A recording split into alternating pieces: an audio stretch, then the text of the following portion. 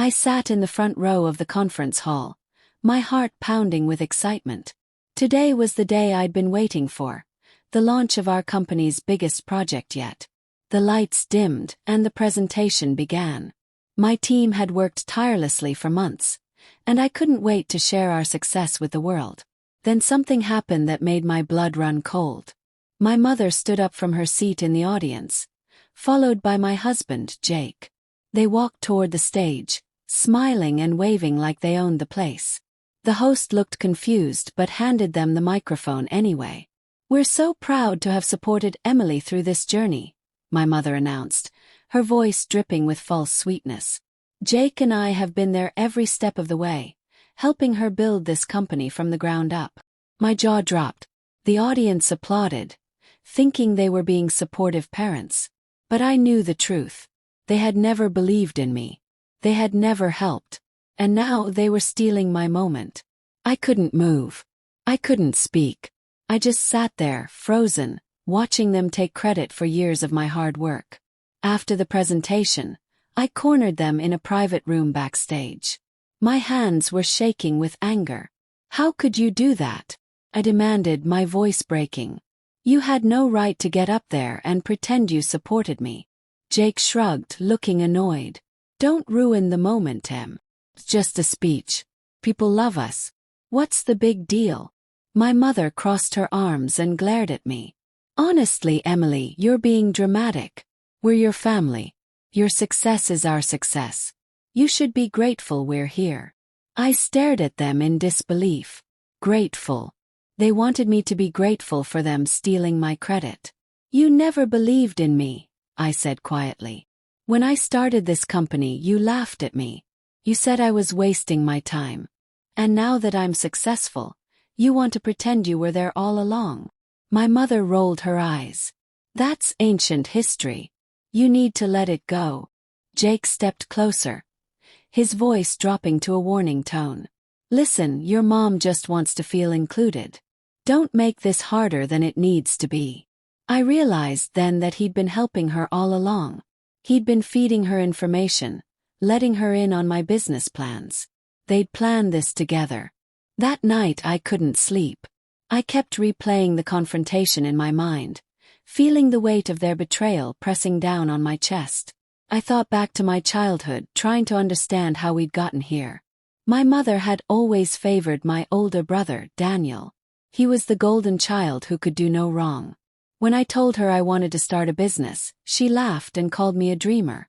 "You're not smart enough for that," she'd said. "Why don't you get a normal job like everyone else?"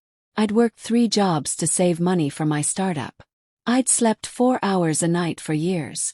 I'd missed birthdays, holidays, and family gatherings because I was too busy building something from nothing. And through it all, my mother never once asked how I was doing. But when my company started making money, suddenly she cared.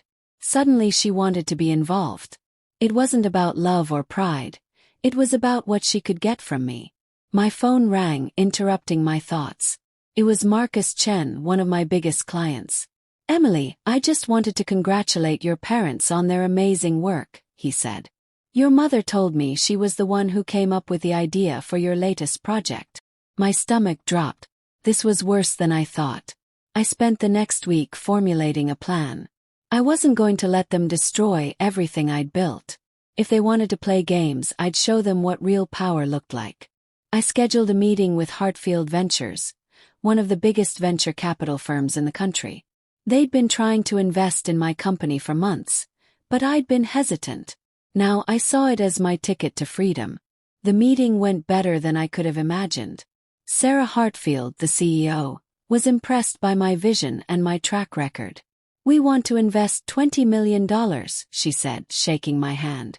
"This is going to change everything for you." $20 million. It was more money than my parents could ever dream of touching. And this time they'd have no access to it. No way to claim credit. No way to insert themselves into my success.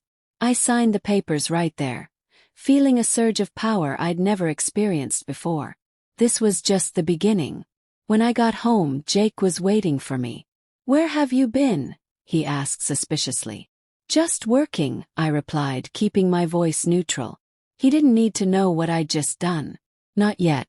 Over the next few months, my company exploded. With Hartfield's investment, we expanded into 3 new markets and doubled our revenue. I hired 50 new employees and opened offices in 2 more cities. The media couldn't get enough of our success story. But my mother was still at it. Every time I did an interview, she'd post on social media claiming she'd helped me strategize. Every time we launched a new product, she'd tell her friends she'd been involved in the development. Then I made a discovery that shattered what little trust one had left. I was going through Jake's phone one night while he was in the shower, and I found months of text messages between him and my mother. He'd been telling her everything, every business decision, every new project, every client meeting. He was feeding her information so she could take credit. Just talk to Emily about the new software launch. One message read. She's meeting with the developers tomorrow. Thought you'd want to know so you can mention it at your book club. Felt sick. My own husband had been betraying me this entire time. The final straw came when I saw his latest Instagram post. It was a photo of him standing next to my mother at my office with a caption, "Working hard with my amazing mother-in-law on the latest launch. Team effort." That was it. Had enough. I called an emergency meeting with Jake and my mother the next day. They showed up at my office looking annoyed, like I was wasting their time. "We need to talk," I said firmly. "I know what you've been doing. I know you've been lying to everyone about your involvement in my company." Jake's face went red. "I was just trying to help you get recognition. Your mom deserves credit too." "For what?" Shot back. "For criticizing me. For telling me I'd fail. She didn't believe in this company until it started making money." My mother stood up, her voice icy. "I'm your mother, Emily. Everything you have, you owe to me. I raised you. Fed you. I gave you life." I laughed bitterly. "And you've held that over my head every single day since. Well, I'm done. I'm done letting you take credit for my work." I pulled out a folder and slid it across the table. "I've been working on something new. Something neither of you know anything about. And in 2 weeks, I'm launching it to the world. My name will be the only one attached to it." They stared at the folder, speechless. I'd never stood up to them like this before. I'd never been this confident, this powerful. And it clearly scared them. The day of the launch arrived. I'd spent weeks preparing, making sure every detail was perfect. The product was revolutionary. A software platform that would completely change how small businesses manage their finances. It was simple, affordable, and incredibly powerful. I'd organized a live-streamed event, with thousands of people tuning in from around the world. As I stood on that stage, looking out at the cameras, I felt invincible. This was my moment. Mine alone. "Thank you all for being here," I began. "Today, I'm proud to introduce Finance Flow, a platform I've been developing for the past year. This is the result of countless hours of work, research, and dedication. And I did it entirely on my own." The response was overwhelming. Within hours, we had 10,000 signups. Within days, major tech publications were calling it the future of small business management. My face was everywhere. On magazine covers, in news articles, on television shows. And for the first time, there was no mention of my parents. No mention of Jake. Just me and my accomplishments. My phone rang constantly with congratulations, but I ignored most of the calls. Until I saw Jake's name flashing on the screen. I hesitated, then answered. I'm so sorry," he said, his voice desperate. "I didn't realize how far things had gone. Please, can we talk?" But Jake's apology wasn't the end of my problems. My mother was furious about being left out of the launch, and she wasn't going to let it go quietly. She went on Facebook and posted a long, dramatic message about how I'd abandoned my family and forgotten where I came from.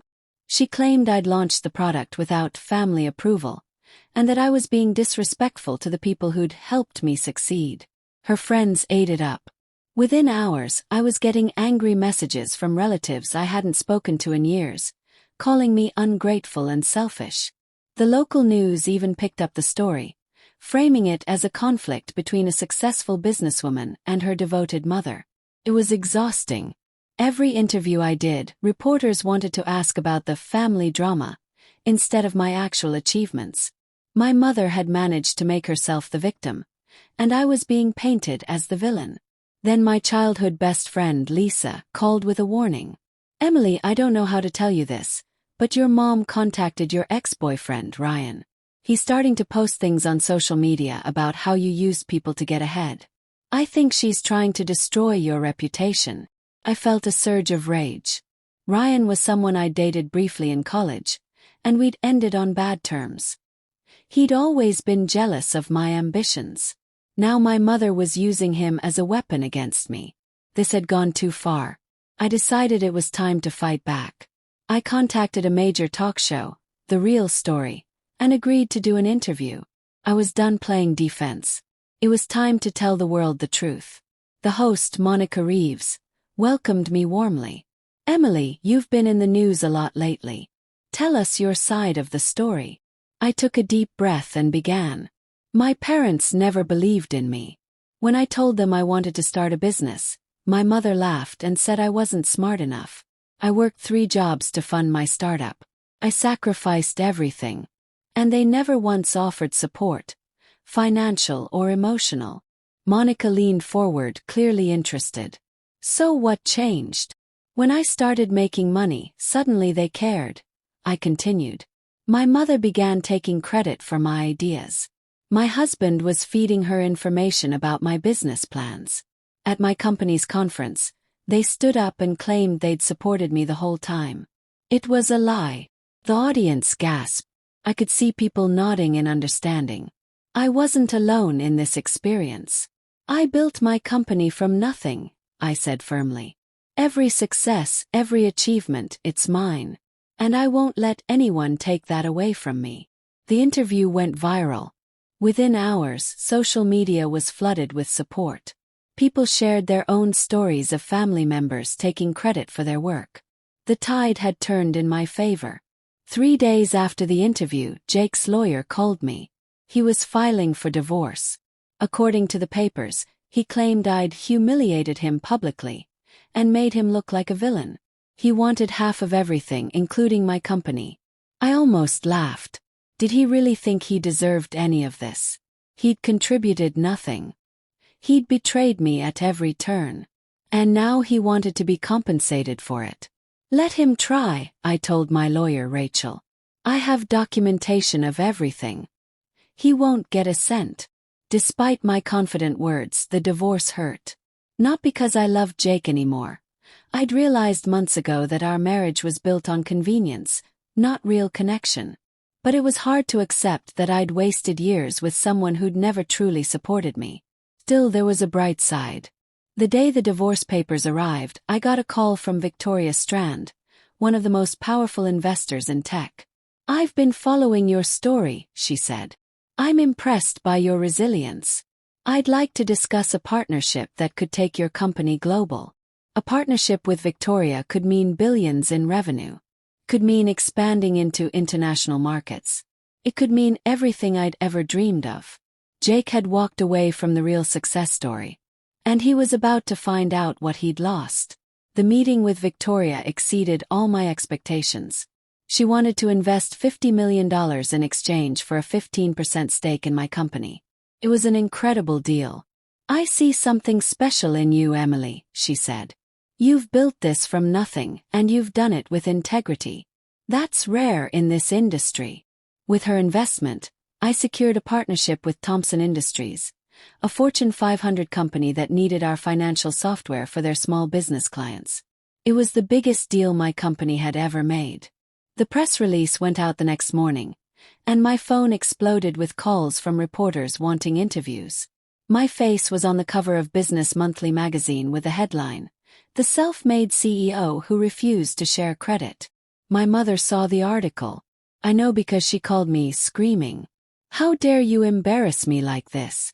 How dare you tell the world I didn't support you?" "You didn't," I said calmly. "And I'm done pretending otherwise." I hung up before she could respond. For the first time in my life I felt free. free from her manipulation, free from her guilt trips, free from the constant need to prove myself to someone who would never approve. My brother Daniel called later that day. "I saw the article," he said quietly. "I'm sorry, Em. I didn't realize how bad it was." Just when I thought things were settling down, my mother's lawyer sent me a letter. She was suing me for misappropriation of family resources. She claimed that in the early days of my business, I'd used family money without permission, and she wanted it back, with interest. I stared at the letter in disbelief. What family money? I'd funded everything myself. I'd never taken a penny from them. Then I remembered. 5 years ago, when I was first starting out, my mother had given me $500 for my birthday. She'd said, "Use this for something fun." I deposited it into my business account because I was desperate for cash. Now she was claiming that $500 entitled her to a portion of my multi-million-dollar company. It was absurd. Rachel, my lawyer, wasn't worried. "This is a frivolous lawsuit. We'll fight it easily. But I need you to gather all your financial records from those early years. Every bank statement, every receipt, every document that proves you funded this yourself." I spent days going through old files, pulling together proof. I found records of my 3 jobs, my credit card statements showing I'd maxed out multiple cards, even old emails where I'd begged banks for small business loans. The evidence was overwhelming. I'd built this company with my own money, my own sweat, my own tears. My mother had contributed nothing but criticism. The court hearing was scheduled for 3 weeks later. I arrived with Rachel and boxes of documentation. My mother showed up with a cheap lawyer who looked like he'd rather be anywhere else. The judge reviewed our evidence quickly. "Ms. Anderson," he said to my mother, "you're claiming your daughter used family money to start her business?" "Yes, Your Honor," she replied. "I gave her money, and she used it without permission." The judge looked at the documents. "It says here you gave her $500 as a birthday gift. A gift, by definition, doesn't require repayment or permission for use." My mother's face turned red. "But I didn't know she'd use it for her business." "That's not relevant," the judge said firmly. "Additionally, Ms. Chen has provided extensive documentation showing she funded her business through personal loans and multiple jobs. Your claim has no merit. Case dismissed." I wanted to cheer. I wanted to jump up and celebrate. But I kept my composure, thanking the judge politely. As we left the courtroom, my mother grabbed my arm. "You've changed, Emily. You used to be such a sweet girl." Pulled away. "No, Mum. I used to be a doormat. There's a difference." I walked out of that courthouse feeling lighter than I had in years. She'd tried to destroy me, and she'd failed. I was stronger than she'd ever given me credit for. But Jake wasn't ready to give up. While the divorce was being finalized, he started making noise about deserving a share of my company. He hired an aggressive lawyer who claimed he'd helped build the business and should be compensated. It was laughable. Jake had never worked a day at my company. He'd had his own mediocre job at a marketing firm, which he'd eventually quit because he was stressed. I'd been supporting us financially for the past 2 years. His lawyer sent over a list of contributions Jake had allegedly made. It included things like emotional support and providing a stable home environment. I showed it to Rachel and she actually laughed. "This is ridiculous," she said. "He has no case. We'll destroy him in court." The divorce hearing was brutal. Jake's lawyer tried to paint me as a cold, ambitious woman who'd used her husband and then discarded him when he was no longer useful.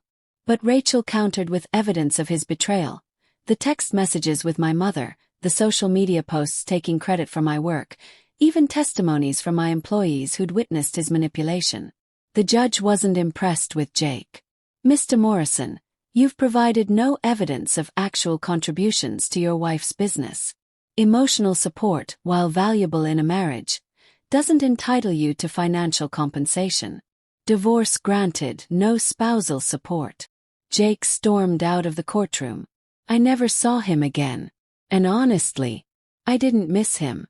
With the divorce finalized and the lawsuit dismissed, I finally had space to breathe. My company was thriving, and I was free from the people who'd been holding me back. But my mother wasn't done yet. If she couldn't get money from me through the courts, she'd try public opinion instead. She managed to get herself booked on Morning Talk, a popular daytime show. I only found out about it when my assistant rushed into my office, tablet in hand. "Emily, you need to see this." I watched as my mother sat on the couch, dabbing at fake tears with a tissue. "I've always been the brains behind Emily's success," she told the host. "I came up with the initial business idea. I helped her make connections. And now she's pushed me out completely. It breaks my heart." The audience made sympathetic noises. The host patted my mother's hand. I felt my anger rising, but this time I knew exactly what to do. I grabbed my phone and recorded a video response. I detailed every lie my mother had just told, providing specific examples of how she'd actually hindered my success. I posted it on every social media platform I had. The video went viral within hours. People could see through my mother's manipulation. They could hear the genuine pain in my voice. And they rallied behind me. My mother's interview became a trending topic, but not in the way she'd hoped. People were calling her out for trying to steal her daughter's success. As the weeks passed, more and more people came forward to support me. Former colleagues, childhood friends, even some of my mother's old acquaintances reached out to share their own stories of her manipulative behavior. Lisa, my childhood friend, did an interview where she talked about how my mother had always put me down. "She used to tell Emily she'd never amount to anything," Lisa said. "She criticized every dream, every goal. And now she wants credit for Emily's success. It's disgusting." My old high school teacher, Mr. Patterson, wrote an article about how I'd been one of his most ambitious students, despite having no support at home. "Emily worked harder than anyone I'd ever taught," he wrote. "She deserved better than what her family gave her." The support was overwhelming and healing in a way I hadn't expected. I'd spent so long feeling alone, feeling like maybe I was wrong to be angry at my family. But now I knew the truth, I wasn't wrong. They'd failed me, not the other way around. Meanwhile, Jake's life was falling apart. His new business venture, a marketing consultancy he'd started after our divorce, was failing miserably. He'd thought he could ride on his association with me, but without my name attached, no one wanted to work with him. I heard through mutual friends that he was drowning in debt, living in a tiny apartment, struggling to make ends meet. Part of me felt sorry for him, but mostly I felt vindicated. 6 months after the divorce, I was invited to speak at Tech Summit, the most prestigious technology conference in the world. It was the kind of opportunity people spent their entire careers hoping for. I prepared a speech about resilience, about building success without support, about refusing to let others take credit for your work. I practiced for weeks, making sure every word was perfect. The day of the conference arrived, and I was nervous but excited. The auditorium was packed with thousands of people. Entrepreneurs, investors, journalists, industry leaders. This was my moment to inspire others who'd faced similar struggles. As I walked onto the stage, I spotted my mother and Jake in the back row. They'd somehow gotten tickets, probably hoping to insert themselves into my moment once again. But this time I was ready. I gave my speech, sharing the story of my journey. I talked about the obstacles I'd overcome, the people who'd tried to hold me back, the betrayals I'd endured. And I made it clear that my success belonged to me alone. "Family isn't about biology," I said, looking directly at my mother. "It's about the people who show up for you when no one else does. The people who believe in you when you can barely believe in yourself. And sometimes, those people aren't the ones who share your last name." The audience gave me a standing ovation. My mother looked furious. Jake looked defeated. And I felt powerful. After the conference, I was approached by Helena Wu, the editor of Entrepreneur magazine. "We want to feature you in our Woman of the Year issue," she said. "Your story is exactly what we're looking for." The photo shoot was surreal. They dressed me in designer clothes, did my hair and makeup professionally, and photographed me in my office, surrounded by the company I'd built. I looked confident, powerful, successful. I looked like the person I'd always wanted to be. The article came out 2 months later, and it was everything I'd hoped for. It detailed my journey from struggling entrepreneur to CEO of a multi-million-dollar company. It highlighted my innovations, my leadership style, my vision for the future. And it made no mention of my parents or ex-husband, except to note the obstacles they'd created. My mother saw the article, of course. She tried one last time to insert herself into the narrative, posting on social media that she was my real inspiration, and that the magazine should have interviewed her too. But this time no one believed her. The comments on her post were brutal. People called her out for her manipulation, her lies, her desperate attempts to claim credit. Some told their own stories of toxic family members who tried to steal their achievements. My mother eventually deleted the post. I never heard from her again. A year after the conference, my company reached a major milestone. We hit $100 million in annual revenue. We'd expanded to 15 countries, hired over 500 employees, and become the industry leader in small business financial software. I celebrated with my team, the people who'd actually helped me build this success. We rented out a rooftop venue, brought in a live band, and spent the night dancing and laughing and toasting to our future. Sarah from Hartfield Ventures gave a speech. "Emily, I remember when we first met. You were so determined, so focused, so brilliant. And you've exceeded every expectation. This company's success is a testament to your vision and your refusal to give up, even when people you loved tried to tear you down." I looked around the room at the faces of my employees. People who believed in me, who worked hard because they wanted to, not because they felt obligated. This was real support. This was real family. Later that night, I stood on the balcony, looking out at the city lights. My phone buzzed with a message from Daniel. "Saw the news about your company. I'm proud of you, sis. Sorry I wasn't there for you sooner." It was something, at least. Not enough to erase the past, but a small step toward understanding. Maybe one day we'd rebuild our relationship.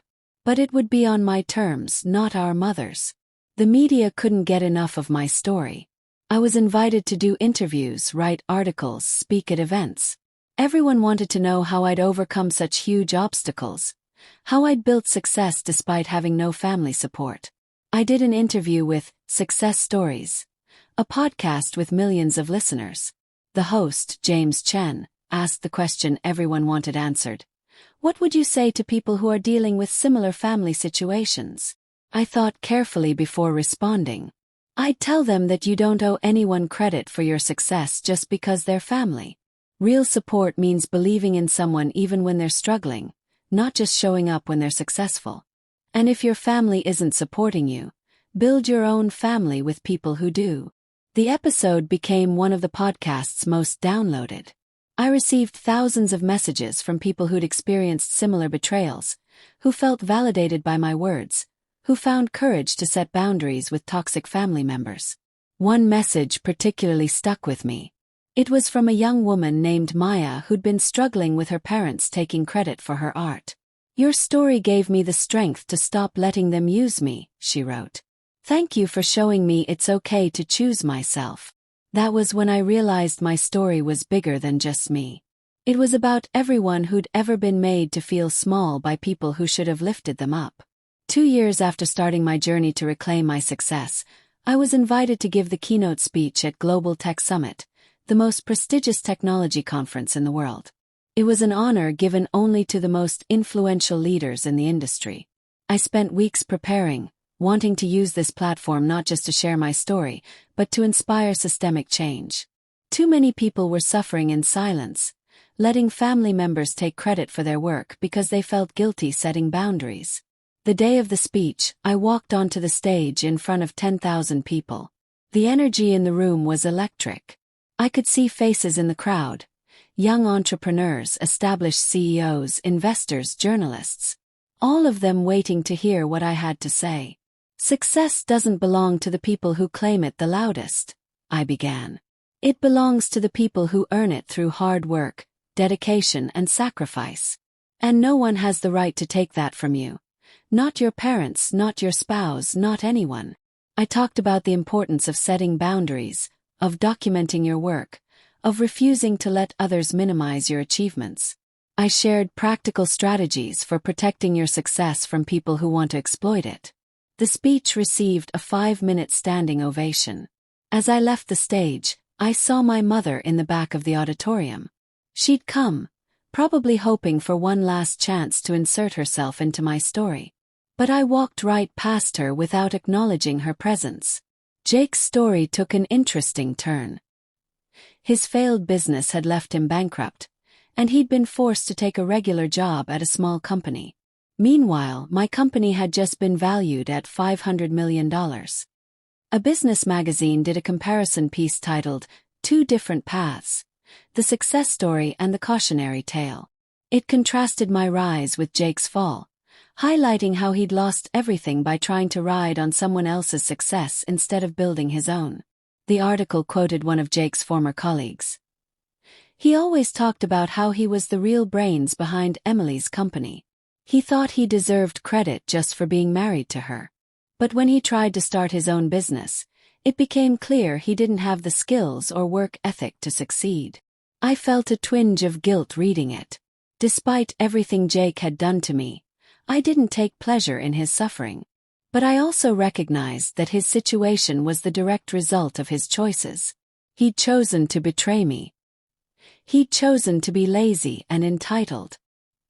He'd chosen to believe he deserved success without earning it. Meanwhile, I'd been promoted to the cover of Forbes as one of the top 50 self-made entrepreneurs under 40. The photo showed me standing in front of my company's headquarters, confident and successful. The article called me a role model for anyone who's had to build success despite familial obstacles. 3 years into my success story, something unexpected happened. Daniel reached out and asked if we could meet for coffee. I was hesitant. He'd stood by silently while our mother criticized and belittled me for years. But curiosity won out. We met at a small cafe downtown. Daniel looked older, tired. "I'm sorry," he said immediately. "I should have defended you. I should have stood up to Mom. I was a coward." I sipped my coffee, studying him. "Why are you telling me this now?" "Because I started my own business last year," he admitted. "And Mom did the same thing to me. She told everyone she'd helped me, took credit for my ideas, tried to insert herself into everything. I finally understood what you went through." I felt a complicated mix of vindication and sadness. "It's not fun, is it?" "No," he said quietly. "And I'm ashamed it took experiencing it myself to believe you. I'm not asking for forgiveness. I just wanted you to know that I see now how wrong I was." We talked for 2 hours. It wasn't a complete reconciliation, but it was a start. He was the only family member who'd actually acknowledged the truth and apologized. That meant something. As we parted ways, he said, "For what it's worth, I'm proud of you. You built something incredible, and you did it completely on your own. That takes real strength." Did. And I'd finally learned to be proud of myself for it. 6 months later, Business Excellence magazine named me their Woman of the Year.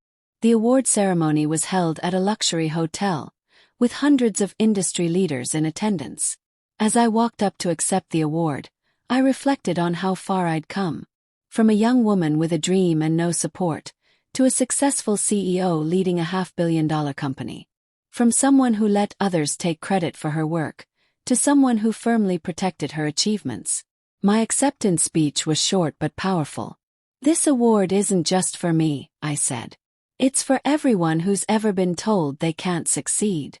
For everyone who's had their achievements stolen by family members or partners. For everyone who's had to build their dreams alone. You can do it. I'm proof." The audience erupted in applause. I saw Victoria Strand wiping tears from her eyes. Sarah from Hartfield Ventures gave me a thumbs up. These were the people who'd truly supported me, who'd believed in my vision, who'd helped me succeed on my own terms. After the ceremony, a reporter asked if I was worried my parents would try to claim they inspired me to win this award. Smiled. "They can claim whatever they want. The truth is in the work." And the work speaks for itself. That night, my mother posted on social media congratulating herself for raising such a successful daughter. But no one was paying attention anymore. Her words had lost their power. 5 years after that conference where my parents tried to steal my credit, I stood at the podium of the International Business Forum, giving the closing keynote to an audience of 20,000 people from around the world. My company had grown beyond my wildest dreams. We'd gone public, expanded to 50 countries, employed over 3,000 people, and revolutionized the way small businesses manage their finances. I was worth over $200 million personally, and I'd built it all without owing anyone credit. Family isn't about biology, I said, echoing words I'd spoken years earlier. It's about the people who show up, the people who support you, the people who celebrate your success without trying to claim it as their own. I scanned the audience and saw my real family. My employees, my mentors, my true friends. People who'd believed in me when I had nothing but an idea and determination. People who'd helped me succeed without asking for anything in return. And in the back row, almost invisible in the crowd, I saw my mother. She'd come to watch, perhaps hoping for one final moment of connection. Our eyes met briefly, and I saw something in her expression. Maybe regret, maybe envy, maybe just resignation. I looked away and continued my speech. She'd had her chance to be part of my story, to be the supportive mother I'd needed. She'd chosen differently, and I'd succeeded anyway. As I left the stage to thunderous applause, I realized I'd finally let go of the need for her approval. I'd proven, to myself, to the world, to her, that I never needed it in the first place. 1. Not because I'd destroyed them, but because I'd built something so incredible that their attempts to diminish it had become irrelevant. My success spoke louder than their lies ever could. And that was the best victory of all.